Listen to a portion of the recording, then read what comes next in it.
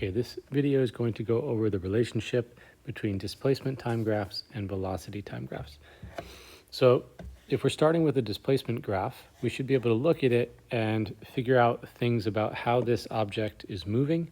And mostly our focus is going to be on slope, because on a distance or displacement time graph, the slope represents distance over time, or displacement over time, which is velocity or speed.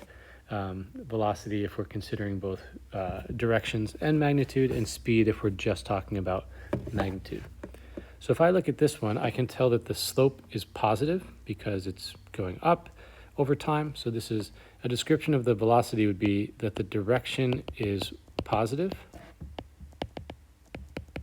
So if I'm going to talk about velocity, I need to mention something about the direction. And I can also see that because it's a line, it has the same slope the whole way. The rise over run here is the same as the rise over run later. So it has a positive direction and it's a constant speed. So this represents what the displacement over time would look like for an object moving in the positive direction with a constant speed. The next graph down, it has a negative slope, so I would say that means this object is moving in the negative direction. It starts up here at a high positive distance or displacement, and it gets closer and closer to zero the longer we go. So this means we have a negative slope. So that means this object is moving in the negative direction, but because it's a line, it's not changing, and that means there's a constant speed, or constant magnitude of velocity. In this one, the object is staying at the same displacement the whole time, and that means the object is not moving. And if an object is not moving, then its velocity is zero the whole time. And this one also, this object is staying at the origin the whole time. It's staying at the original point. So again, not moving, and velocity is zero. Okay, now let's see, what would that mean for a velocity time graph? So I have to try to draw a graph that shows a positive velocity, and that velocity is staying constant. So it has to be in the positive part of the graph, and it has to remain the same. That means that this graph should look something like this. It doesn't really matter how high or low I draw that line, but this shows in the positive part of the graph, so above the x-axis. So it's positive, and it's flat because it's staying the same. So this graph here shows a constant positive velocity. So I'm trying to make the graph here match the description that I came up with in the box in the middle. The next one needs a negative velocity that is constant. So now I'm going to draw my time axis a little bit higher, because I want to make sure I can draw something in the negative part of the graph. So the velocity is negative, so I draw it below the x-axis. These are the negative values down here, but it's not changing. That means it's staying the same. That means it's constant. So this is showing a constant negative velocity. The next two are the same, even though the displacement time graphs are slightly different. If we have velocity and time, and we know that the object has zero velocity the whole time, that means that it should stay here with zero velocity. So those two both show an object that's not moving, zero velocity. All right, these are curves. If we have a curve, then we know that the object is accelerating in some way. So it's either speeding up or slowing down. And then we can also be moving in the positive direction or the negative direction. Okay, with this one, the object is moving from a high displacement down towards zero. That means I'm moving in the negative direction. If I look at the slope, at first, if I fit a line here, it's pretty steep. And as I go along and I fit lines to it, these like tangent lines, I can tell that they're getting less steep. So they're getting less steep over time. That means my object is getting slower over time. If I get a lower slope value equals a lower speed or a lower velocity.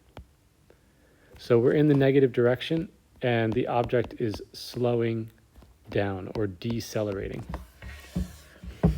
So So we have a negative direction, a negative velocity that is getting smaller in magnitude over time. Over here, I have displacement time graph, and it's getting higher up. So this is moving in the positive direction, has a positive slope to it. The slope is changing. It starts off pretty flat, and as I go, these lines that I'm drawing along it are getting steeper and steeper. So if my slope is getting steeper, that means my speed is getting greater. It's changing faster and faster.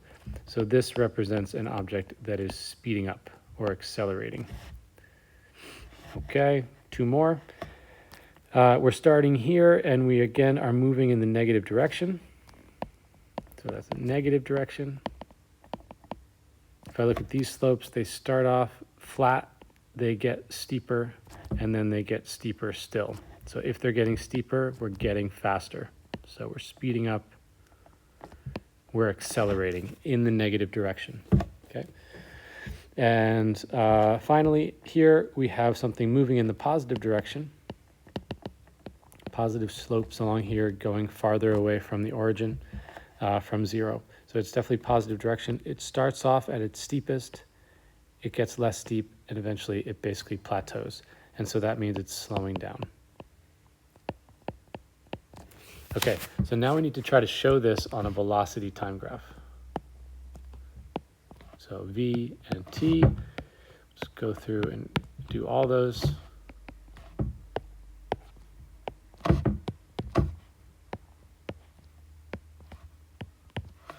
Okay, now, so I need to have negative velocity because I have a negative direction here, and my velocity values need to go towards zero because they're slowing down.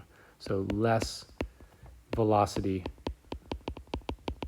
means the velocity is moving towards zero. So what I would draw here is I would start myself down in the negative because I know I'm negative the whole time, and my velocity is going to get closer and closer to zero over time. And at the very end, when this thing is flat, the slope is zero, and that means the velocity is zero. So this shows a negative velocity that is getting slower, that's getting closer to zero.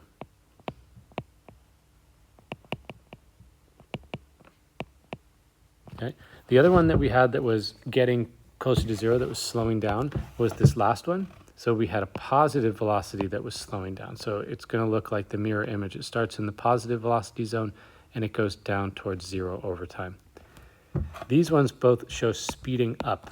So the velocities should get greater over time. They essentially start with flat curves that get steeper. So we're going to start at zero velocity, and the velocity is positive. So I should get a greater and greater positive velocity over time. Whereas in this one, I'm going to start at zero, and my negative velocity is going to get greater and greater over time. So that's how you can look at either straight lines, which show constant velocity, or curves, which show changing velocity. And by evaluating what the slope is doing, you can come up with the direction of the velocity, whether it's positive or negative, and then you can decide, is it constant, or is it going towards zero? Is it going bigger and bigger away from zero?